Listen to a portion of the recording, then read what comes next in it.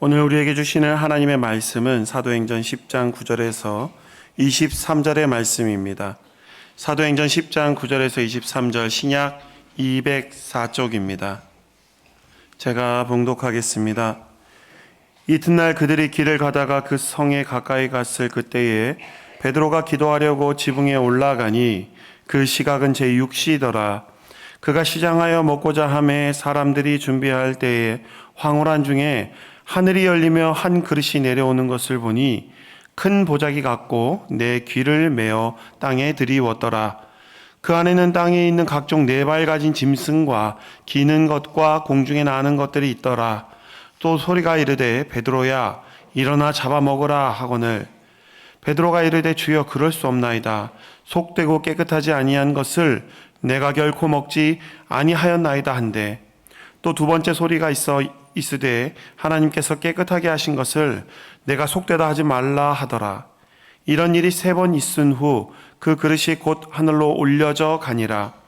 베드로가 본 바 환상이 무슨 뜻인지 속으로 의아해 하더니 마침 고넬료가 보낸 사람들이 시몬의 집을 찾아 문 밖에 서서 불러 묻되 베드로라 하는 시몬이 여기 유숙하느냐 하거늘 베드로가 그 환상에 대하여 생각할 때에 성령께서 그에게 말씀하시되 두 사람이 너를 찾으니 일어나 내려가 의심하지 말고 함께 가라. 내가 그들을 보내었느니라 하시니 베드로가 내려가 그 사람들을 보고 이르되 내가 곧 너희가 찾는 사람인데 너희가 무슨 일로 왔느냐? 그들이 대답하되 백부장 고넬료는 의인이요 하나님을 경외하는 사람이라. 유대 온 족속이 칭찬하더니 그가 거룩한 천사의 지시를 받아 당신을 그 집으로 청하여 말을 들으려 하느니라 한데 베드로가 불러들여 유숙하게 하니라. 이튿날 일어나 그들과 함께 갈새 요빠에서 온 어떤 형제들도 함께 가니라. 아멘.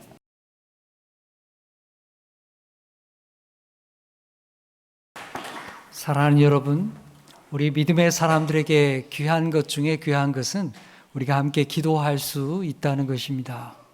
하나님 앞에 우리의 모든 것을 아뢰고 기도할 수 있는 것입니다. 우리 인생길을 가다 보면 때로 넘어지고 또 상처나고 아플 때가 있습니다. 그때 나를 위해 기도하는 사람이 있다고 하는 것 얼마나 큰 위로가 됩니까? 여러분이 그런 믿음의 사람 되시길 바랍니다. 함께 성도를 위해서 기도해주고 어려움의 순간에 내 손을 붙잡으며 또 함께 위로하며 기도할 때에 성도가 힘을 얻고 또 위로를 받게 되는 것입니다. 여러분, 우리 교회도 중보기도팀이 있습니다. 네, 기도하시는 분들이 있습니다. 여러분들이 그 사실을 알고 또 함께 기도의 자리에 나아가고 여러분들이 또 기도하는 자리에 또 다른 일을 위하여 기도할 수 있는 귀한 믿음의 사람 되기를 축복합니다. 여러분, 우리 인생 살아가는 동안 우리는 성장하고 또 새로운 변화를 만들어 가야 하는 것입니다. 내 나이가 몇인데 이 나이가 됐는데 이렇게 무슨 성장하라고 하느냐 이렇게 생각하는 분들도 있을지 모르겠습니다. 하지만 그렇지 않습니다. 우리 육체는 20살 넘어가면 성장이 멈추게 되어 있습니다. 그렇죠? 하지만 우리의 마음과 생각은 계속해서 성장할 수 있습니다. 노년에 이르러도 그 마음과 생각이 열려 있고 또 새로운 변화를 수용하게 될 때 우리는 계속해서 성장하게 되는 것입니다. 우리가 하나님을 믿는 이 신앙도 마찬가지입니다. 오래전에 가졌던 신앙이 전부인 줄 알고 또 거기에 고착돼 가지고 전혀 배우지 못하고 도무지 성장하지 못하는 그런 분들이 있습니다. 옛날 얘기만 계속하는 것이죠. 우리의 신앙은 한 번 회심으로 끝난 것이 아닙니다. 계속해서 하나님을 알아가야 하고 또 성장해야 하는 것입니다. 나의 마음과 영혼이 주님을 향하여서 열려져 있어야 하고 또 우리의 삶의 현실 속에서 주님을 믿고 바라고 또 새롭게 받아들임으로 변화되어야 하는 것입니다. 여러분, 우리는 예수의 복음을 알면 알수록 내 자신에게 갇혀있는 이 껍데기와 같은 것을 계속해서 벗어낼 수가 있습니다. 우리는 예수의 말씀으로 계속해서 회심되어야 합니다. 새로워져야 합니다. 그래서 자신을 새롭게 발견하고 이웃도 새롭게 발견하고 또 세상을 향한 하나님의 뜻이 무엇인지를 우리가 구체적으로 알고 실천해야 하는 것입니다. 오늘 사도행전 10장의 말씀은 베드로의 삶을 변화시켜 주신 예수의 말씀이 여기에 담겨 있습니다. 베드로는 무두장이 시몬 집에 머물면서 낮은 신분의 사람들도 예수의 말씀을 들어야 하는 것을 그는 알게 되었습니다. 하지만 베드로는 주의 뜻을 더 알아야만 했습니다. 더 변해야만 하는 것입니다. 오순절에 성령님께서 사도들에게 임하여 주셨지만 그렇다고 해서 사도들이 한순간에 다 변화된 것이 아닙니다. 한순간에 하나님의 뜻을 다 아는 것도 아닙니다. 땅끝까지 이르러 내 증인이 되라고 하셨지만 어디로 가야 할지 또 누구를 만나야 될지 전혀 알지 못했습니다. 스바니 순교해서 박해가 계속해서 일어나고 있는 가운데에도 예루살렘을 떠날 생각을 하지 못했습니다. 주님은 사도들을 주의 뜻으로 변화시키기 위해서 그들에게 이러저러한 사건으로 그들을 인도하게 되었던 것입니다. 오늘 말씀에서 주님은 베드로가 주의 뜻을 더 알게 하기 위해서, 베드로를 더 변하게 하기 위해서 고넬료를 만나게 하십니다. 자, 제가 10장 1절 말씀 읽도록 하겠습니다. 가이사랴에 고넬료라 하는 사람이 있으니 이탈리아 부대라 하는 군대의 백부장이라. 여기 가이사랴라고 하는 동네가 나옵니다. 이 가이사랴는 유대 땅에서 갈릴리 북쪽에, 그러니까 유대 북쪽의 갈릴리 서편에 있는 동네입니다. 지중해 해안가에 있는 도시이기도 하죠. 이 도시는 헤롯 대왕이 10년여에 걸쳐서 도시를 건설했습니다. 헤롯 대왕은 자신을 왕으로 앉혀준 이 로마 제국의 황제에게, 분봉왕이지만 그래도 황제에게 그 감사를 표하기 위해서 그 도시 이름을 황제의 칭호를 붙이게 됩니다. 가이사르라고 하는 그 칭호를 도시에 붙이게 된 거죠. 그래서 로마 전역에 보게 되면 가이사르라고 하는 이 도시들이 상당히 많습니다. 성경에는 이걸 한글로 가이사랴 이렇게 붙이게 된 것이죠. 이렇게 세워진 가이사랴는 로마의 행정도시였습니다. 유대의 총독의 관저가 있었고요. 로마의 행정들이 이렇게 움직여지고 로마인들이 많이 사는 그런 도시가 되었던 것입니다. 이 도시에 고넬료라고 하는 이방인이 있었습니다. 그는 이탈리아 부대의 백부장이라고 소개되고 있습니다. 당시 로마 제국은 식민지에 일어날 수 있는 소요 사태를 대비하기 위해서 거기에 군대를 주둔시키고 있는 것입니다. 고넬료는 그런 부대의 백부장 가운데 한 사람이었습니다. 자, 2절 말씀 우리가 함께 읽겠습니다. 시작. 그가 경건하여 온 집안과 더불어 하나님을 경외하며 백성을 많이 구제하고 하나님께 항상 기도하더니. 여러분, 지배하던 군대의 장교가 피지배 민족의 종교를 믿는다. 대단히 쉬운 일이 아닙니다. 하지만 고넬료는 유대교로 개종한 믿음의 사람이었습니다. 여러분, 헬라의 문화는 어떻습니까? 다신을 믿는 종교 사회였습니다. 헬라의 문화에는 제우스 신이라든지 포세이돈이라든지 또는 아르테미스 신이라든지 이런 다양한 신들을 섬기는 다신교의 사회였습니다.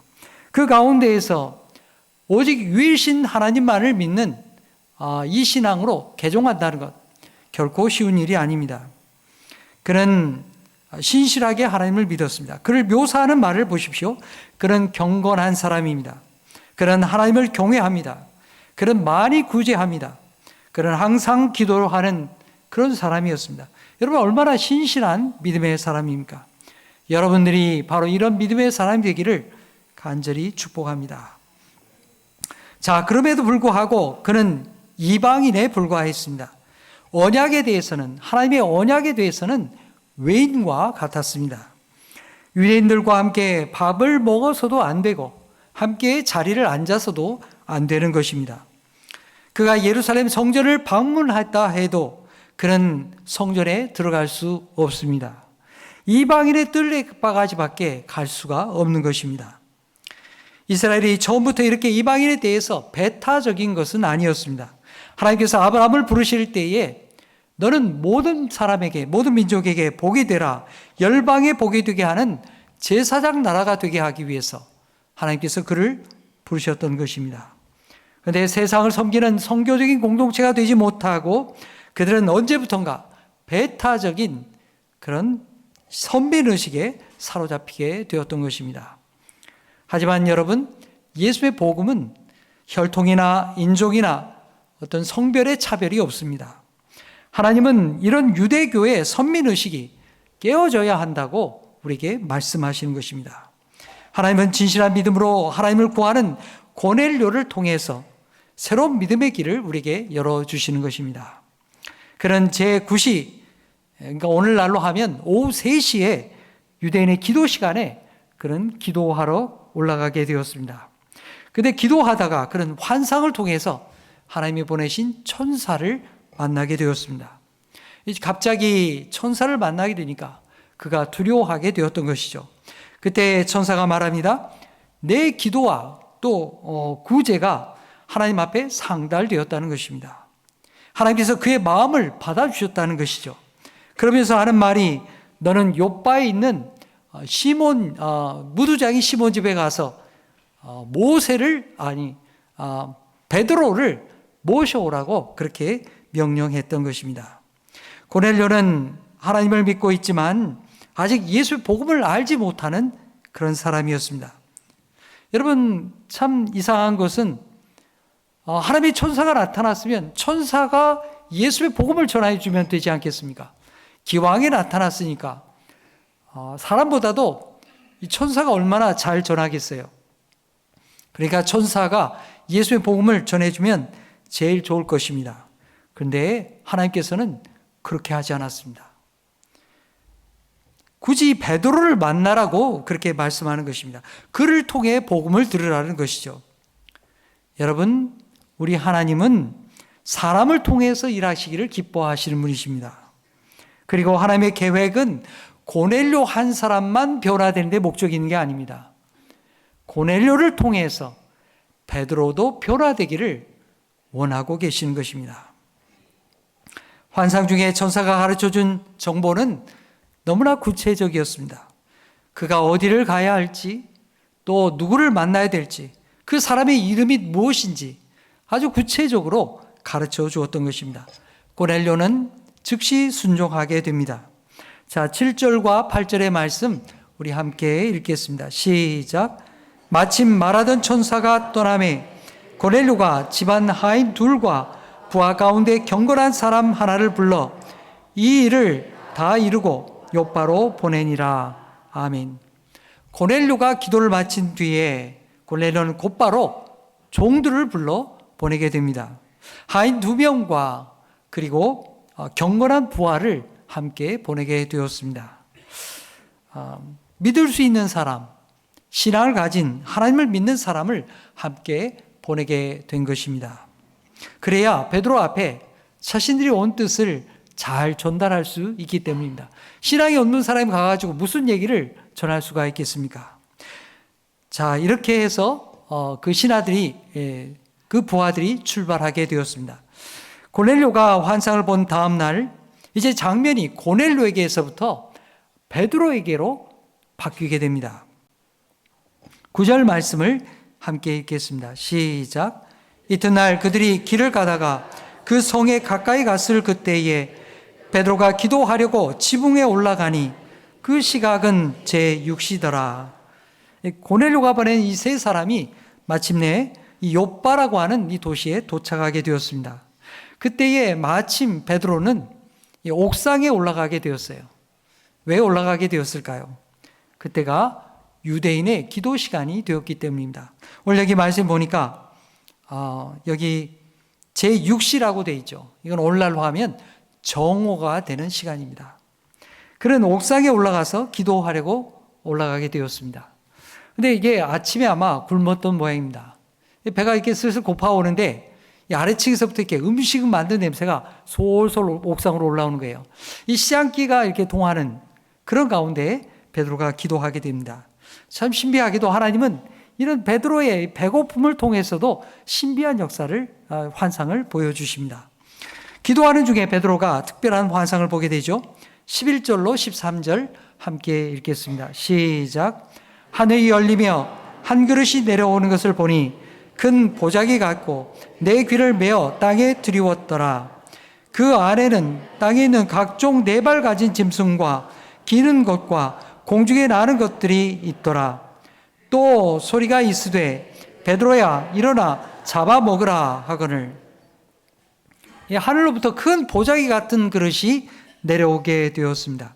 근데 가만히 보니까 그 속에 각종 짐승이 다양하게 있었습니다.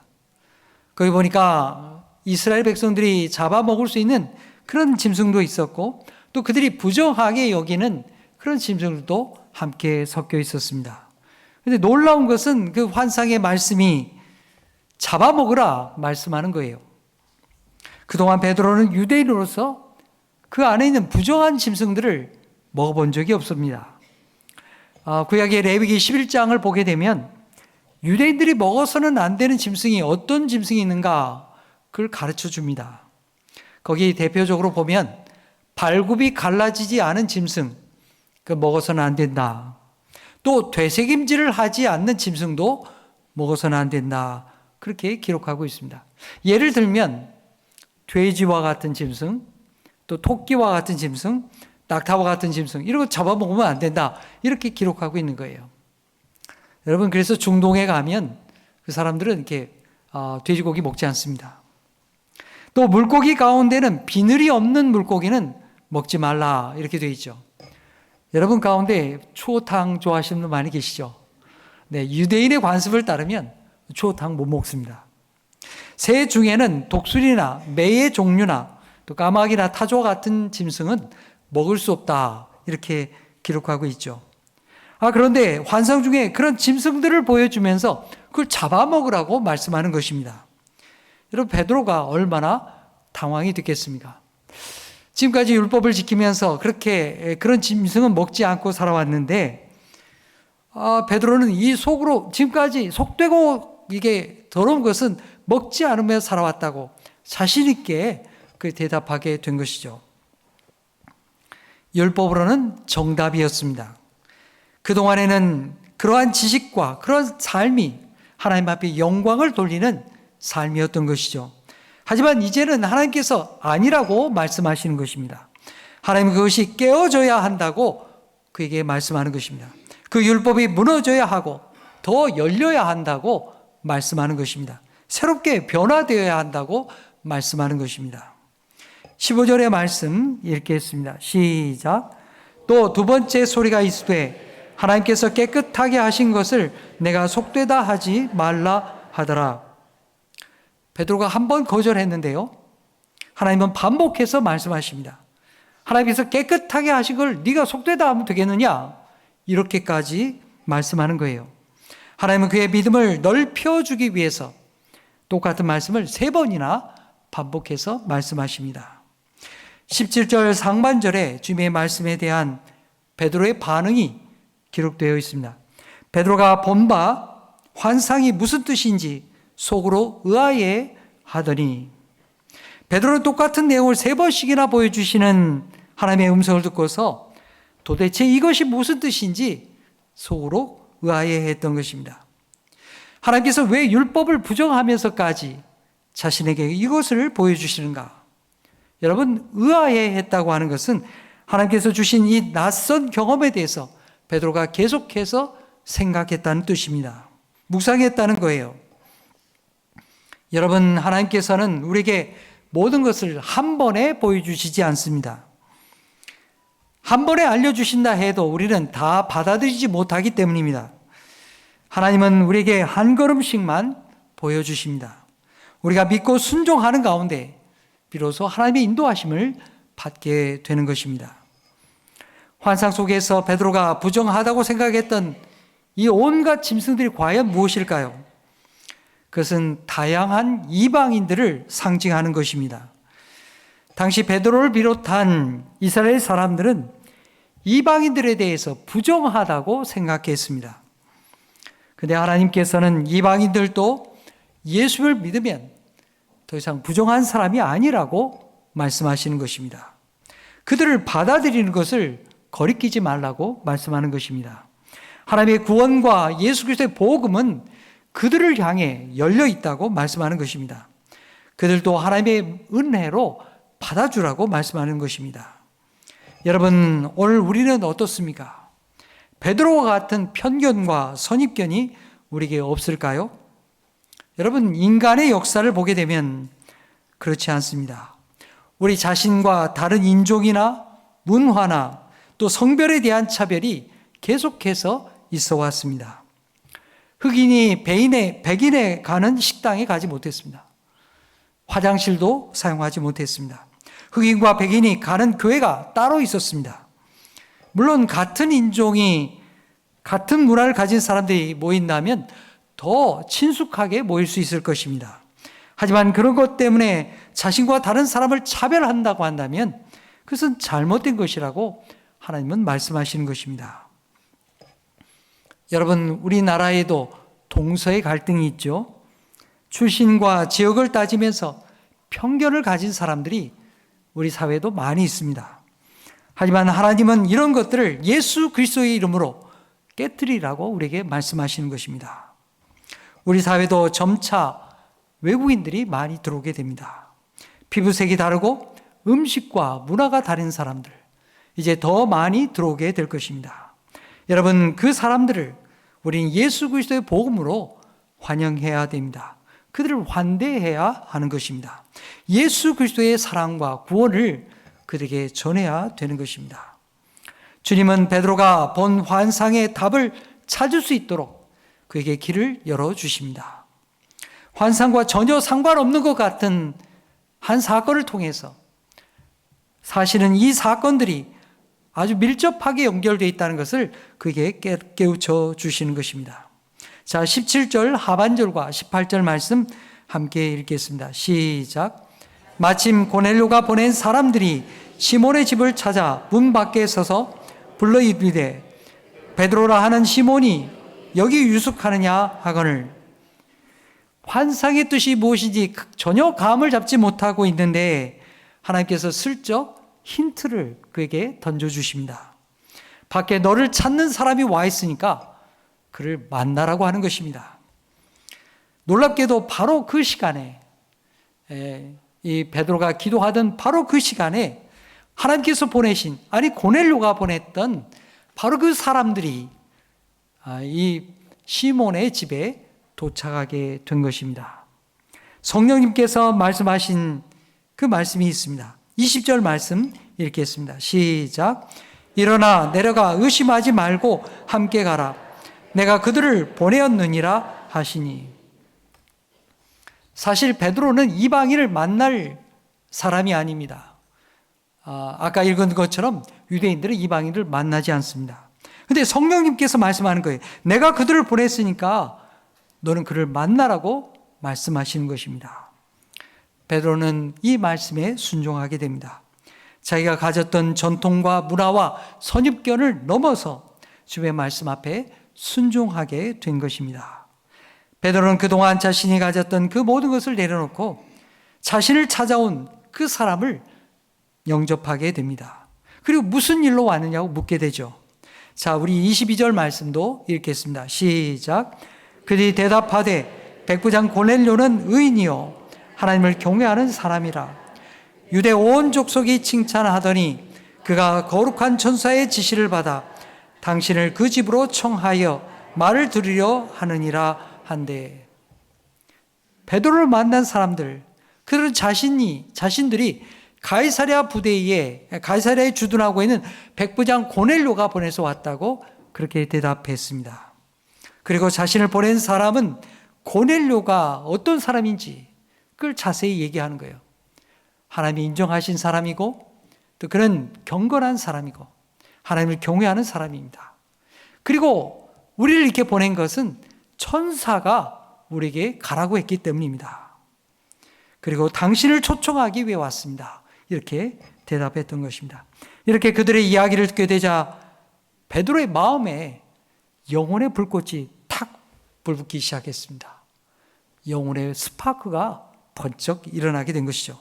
베드로가 본 환상과 고넬료가 본 환상과 찾아온 사람들이 한 줄로 이렇게 꿰어지게 되었던 것입니다. 하나로 연결되었습니다. 지금 베드로를 찾아온 이방인들이 바로 이 환상 속에서 베드로의 환상 속에 보여주었던 바로 그 부정한 짐승들과 같다는 사실을 그가 알게 된 것입니다. 성령님은 베드로에게 먹으라 말씀하셨죠. 바로 그것은 부정하게 여겼던 이 이방인들을 부정하게 여기지 말고 형제로 받아주라는 말씀입니다. 그들을 하나님의 백성으로, 하나님의 자녀로 받아들이라는 말씀입니다. 22절 마지막에 보면 당신을 그 집으로 초청하여 말을 들으려 한다고 그들은 말하고 있습니다. 이방인 고넬료가 하나님의 말씀을 듣겠으니 당신이 부디 오셔서 우리에게 말씀하여 주십시오. 그렇게 와달라고 초청했던 것입니다.